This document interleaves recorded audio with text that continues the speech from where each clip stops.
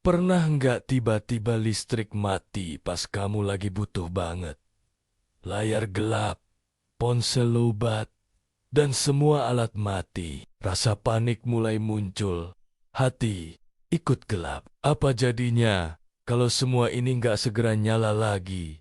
Tapi tunggu, di tengah gelap, dia tarik napas, tersenyum dan mulai menyalakan lilin kecil. Cahaya lembut itu bikin hati tenang. Listrik boleh mati, tapi semangat nggak harus ikut padam. Dan ketika lampu menyala kembali, senyum semakin lebar. Ekonomi boleh padam, tapi iman jangan pernah padam. Nyalakan harapanmu sekarang. Rasulullah Shallallahu Alaihi Wasallam bersabda, mukmin yang kuat lebih dicintai Allah daripada mukmin yang lemah.